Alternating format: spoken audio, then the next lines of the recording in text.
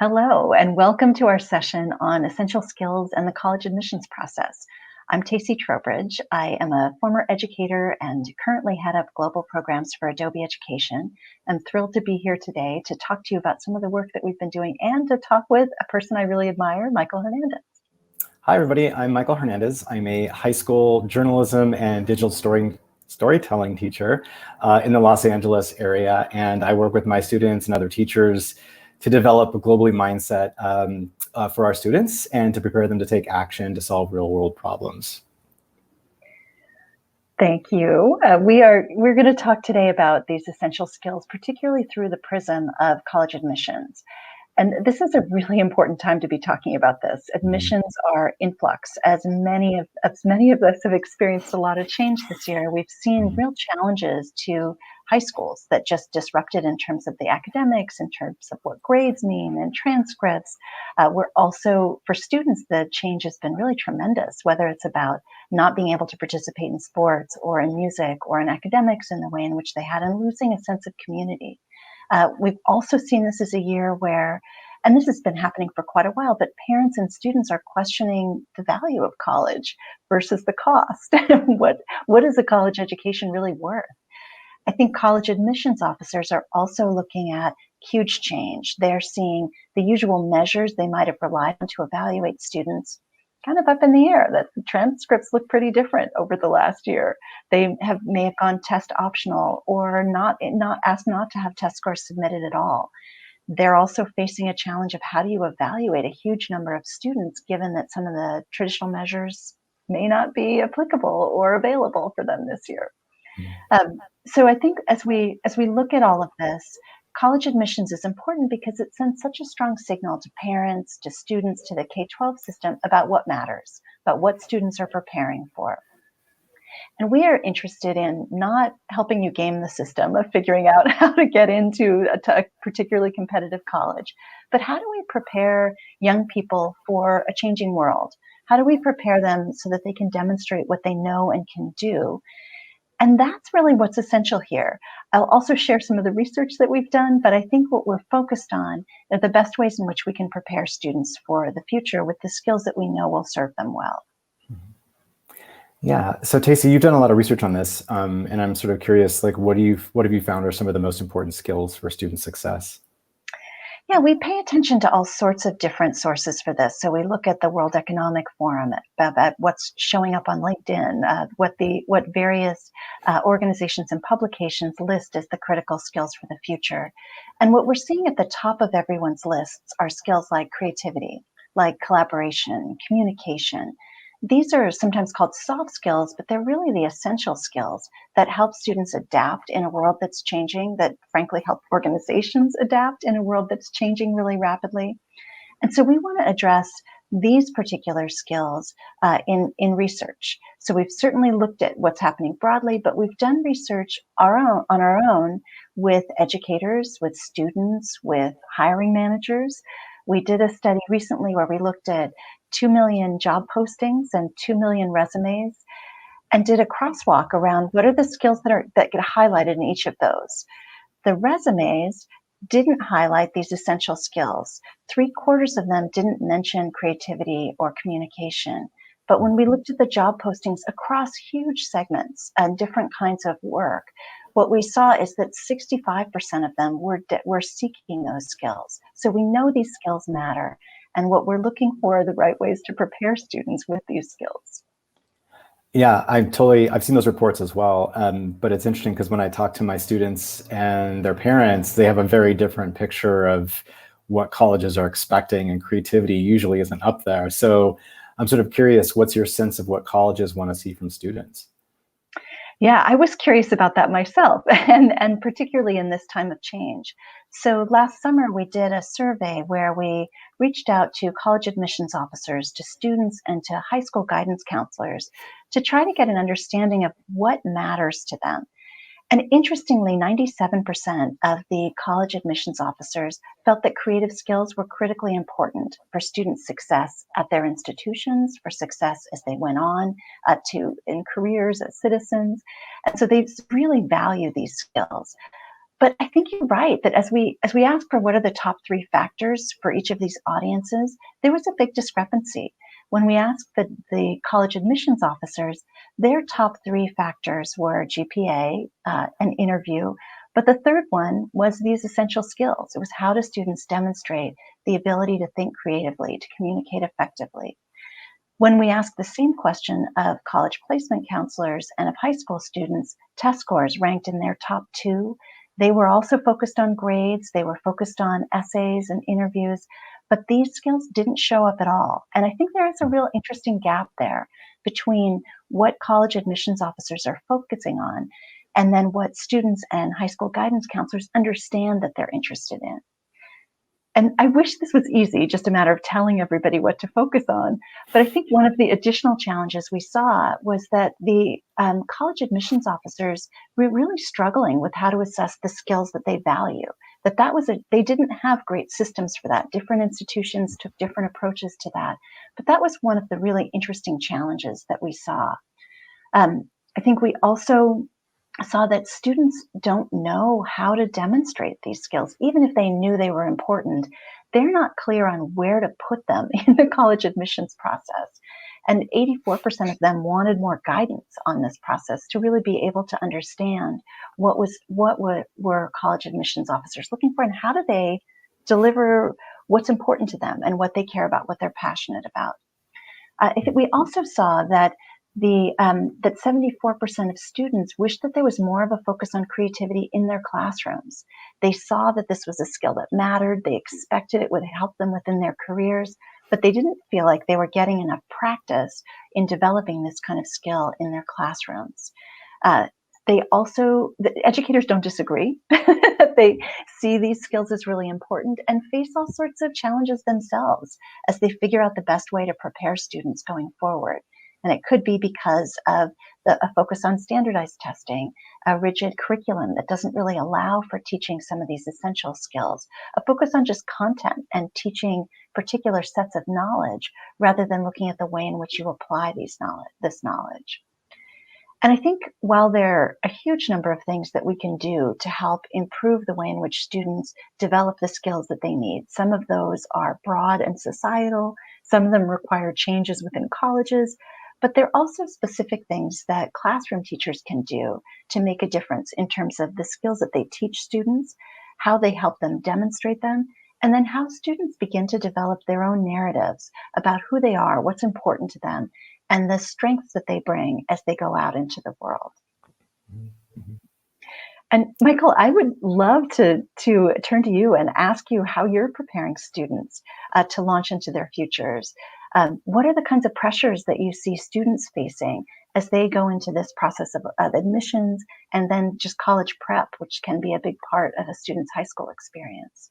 Yeah, it's been really stressful for the kids and causing lots of anxiety. I know that even before remote learning, there was student anxiety and depression was on the rise. And I feel a lot of it has to do with this competition culture that we've developed.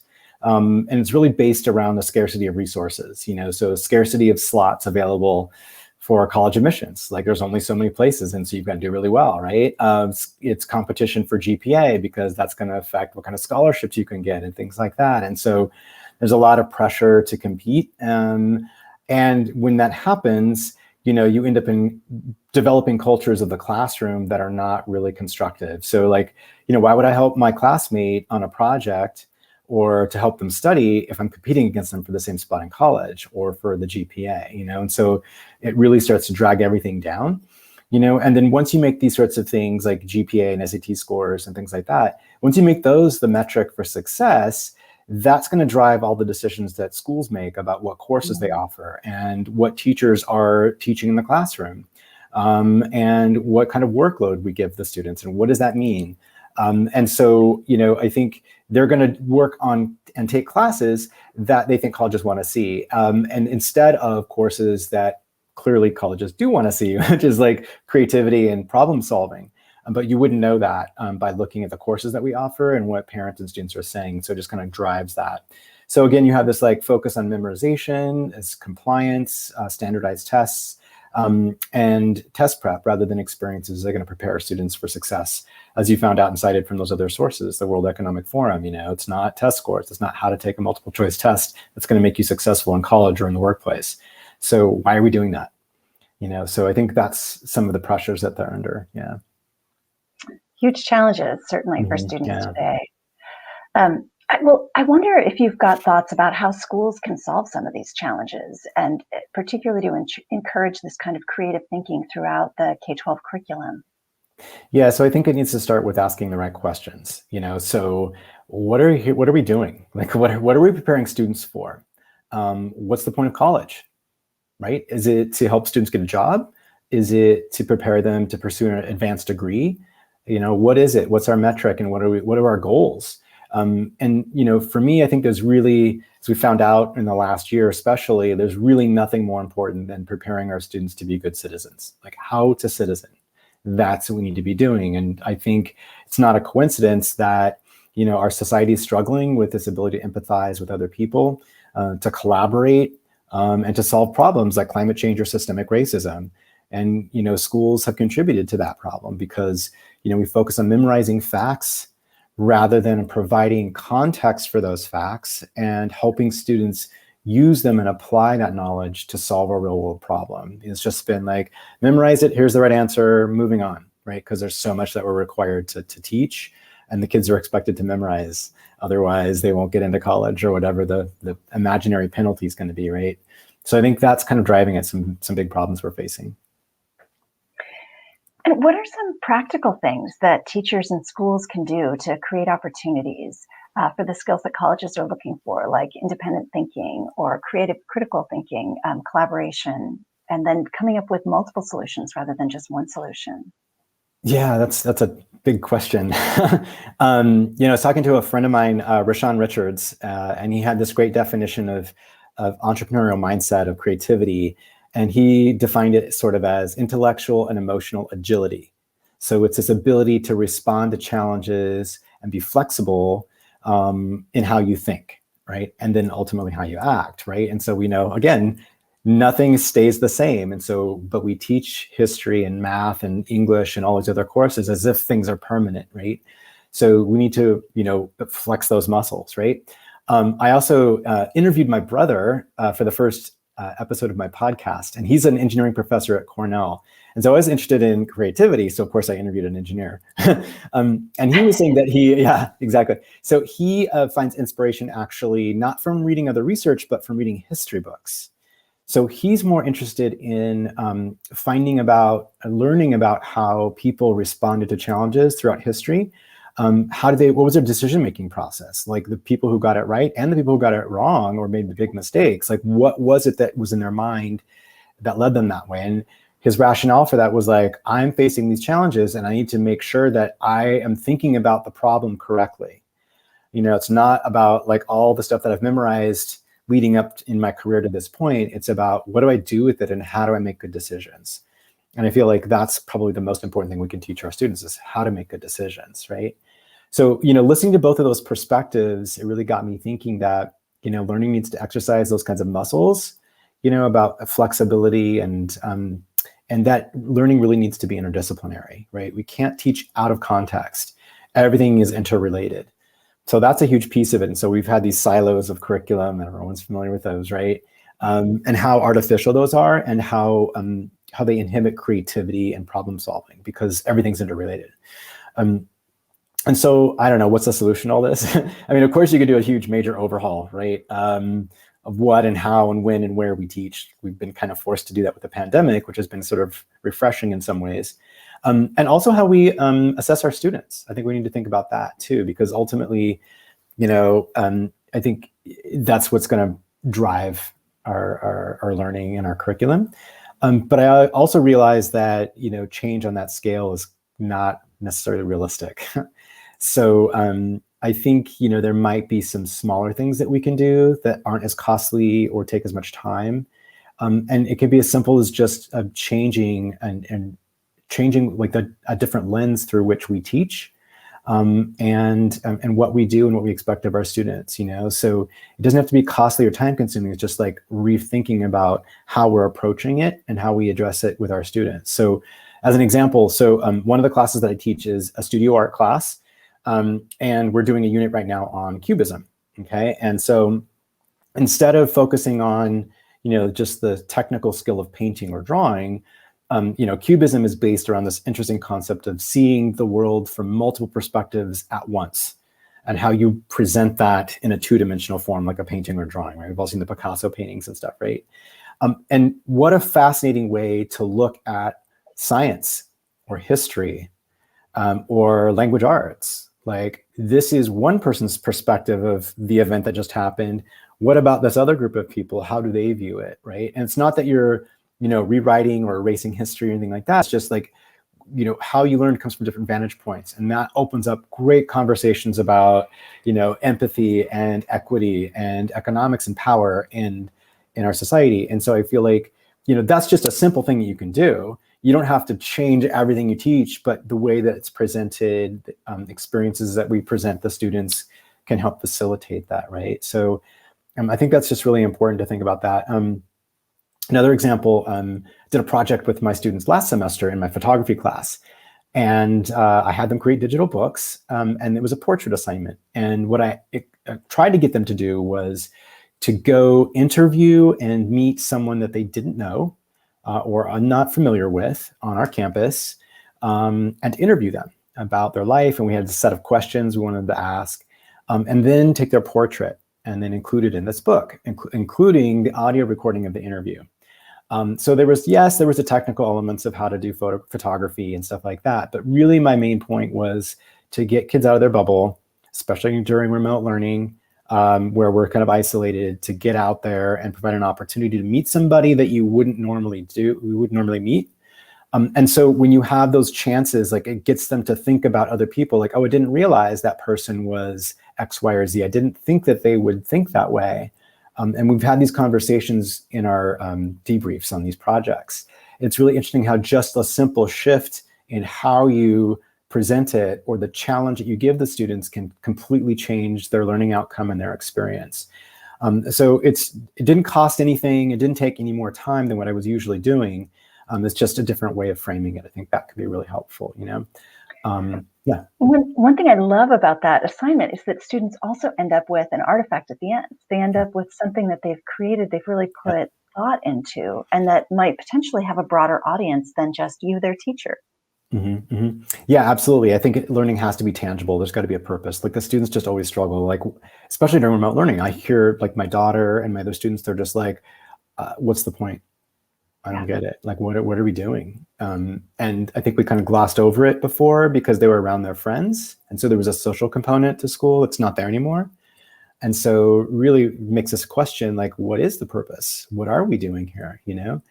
And I think also, it's interesting, this connection to other people and understanding that, through some of these challenges and projects that I give my students, it's, I want them to explain their reasoning as part of this too. And so actually in that book, they had the recording of their interview, but they also had to record the reflection of what they learned and what their experience was like. And I wanted them to think about that, right?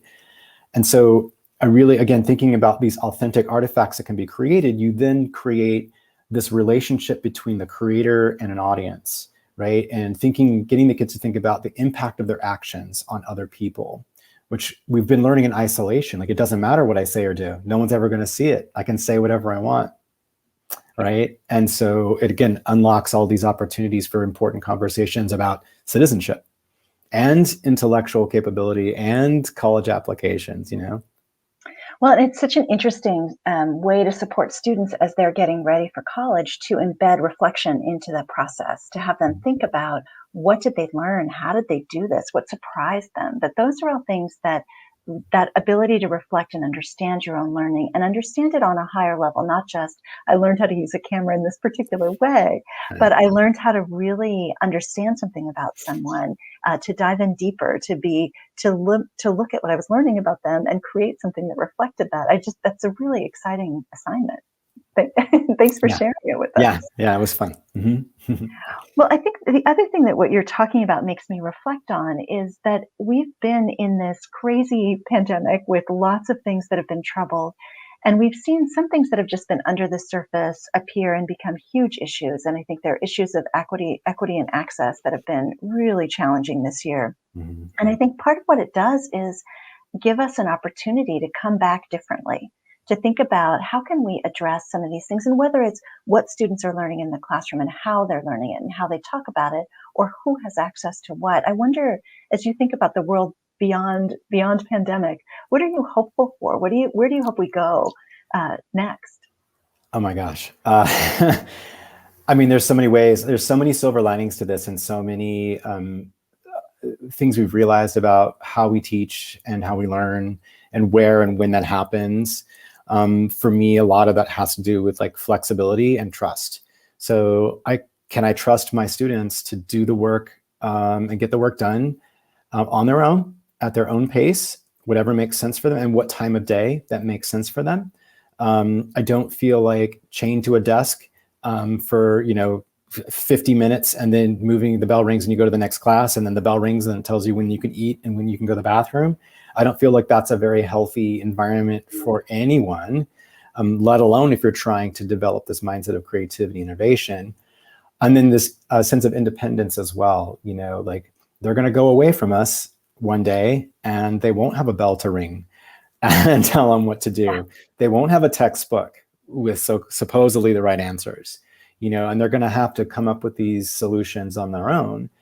And so I feel like, it's not just what we teach, but how we teach that's going to matter. And I feel like also, getting back to the assessment piece, like we sort of hardwire people into thinking like there's one right answer, or I have to compete against others. And I think it'd be really great if we ingrained into them, instead of that, this idea that, hey, I should rely on other people. And when I find that, kids, I put them together in teams and they're not quite sure what to do because, is this cheating?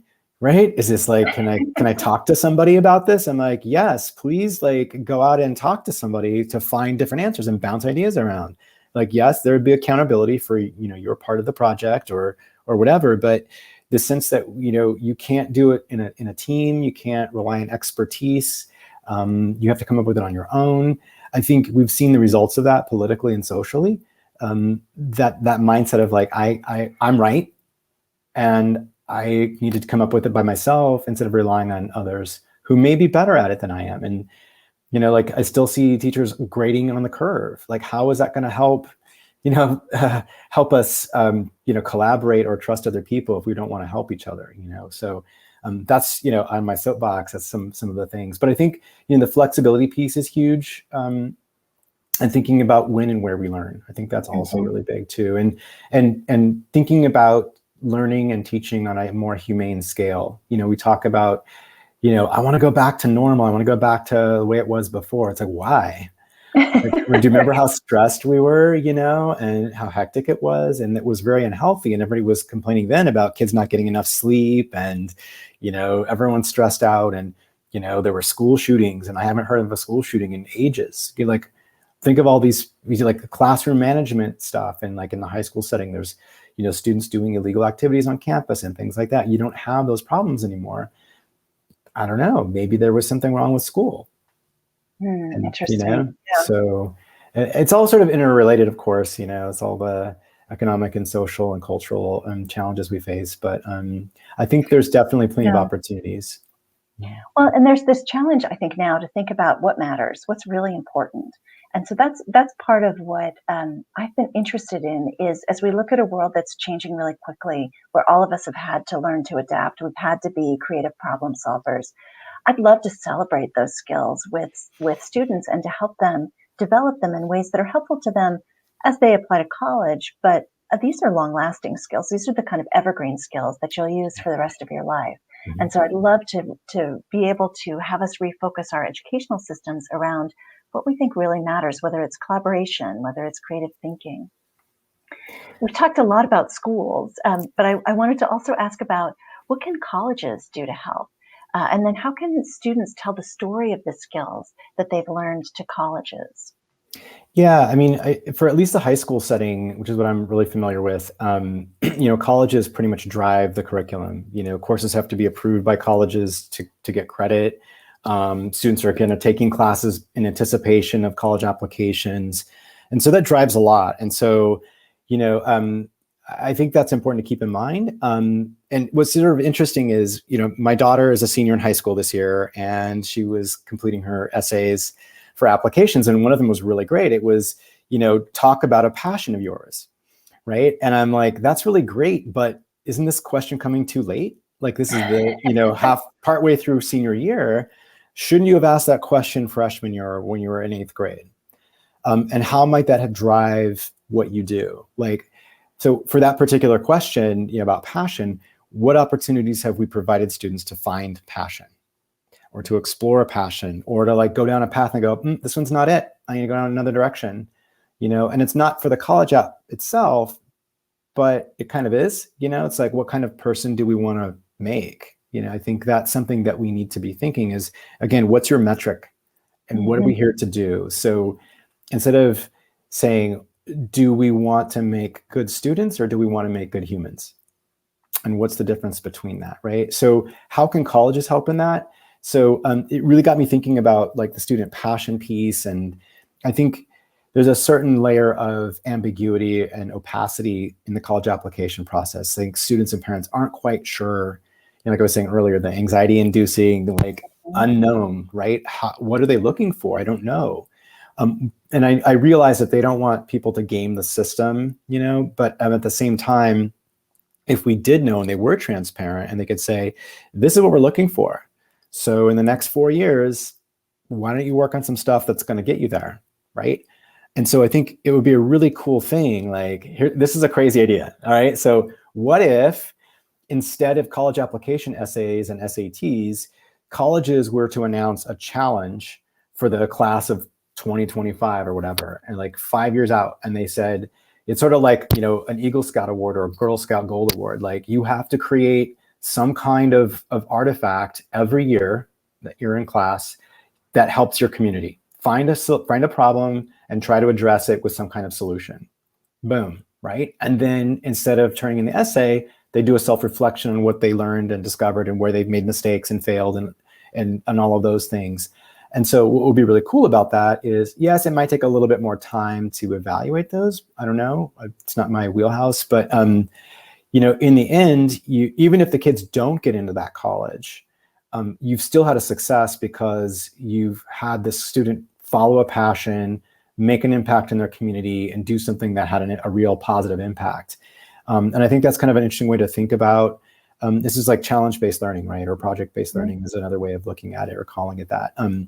So provide a challenge for people that has a real-world impact. I think that might be really cool. And then instead of having college applications or other kinds of assessments be sort of a negative kind of situation where it's a process of elimination, you're having a constructive, positive effect, because you become a force for good. No matter what, they've had a positive impact on their community, and they've learned something, and they've made connections to other people and had built relationships.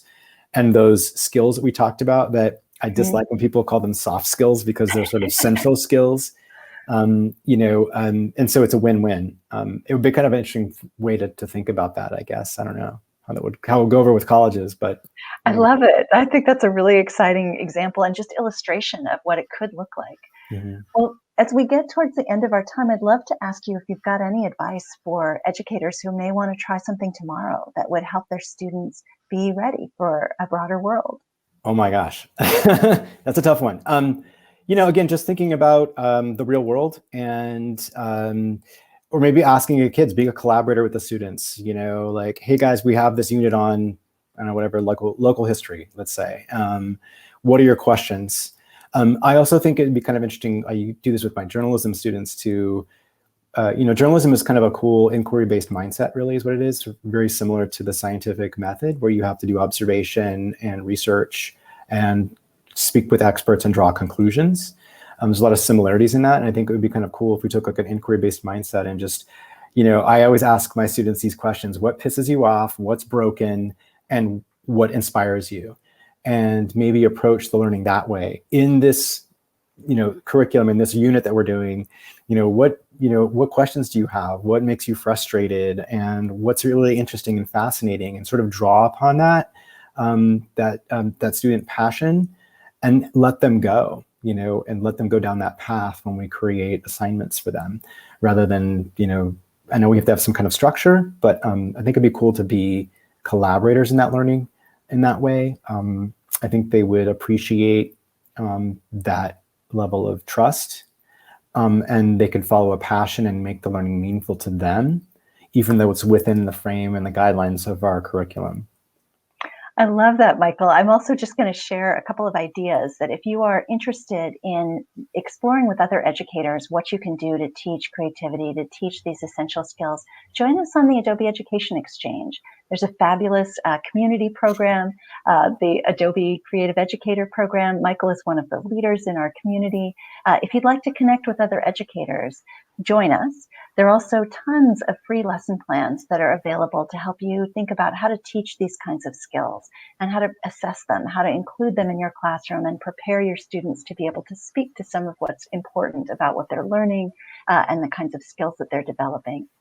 If you're interested in diving deeper into some of the work around admissions, I'd recommend that you check out three folks. One is Denise Pope.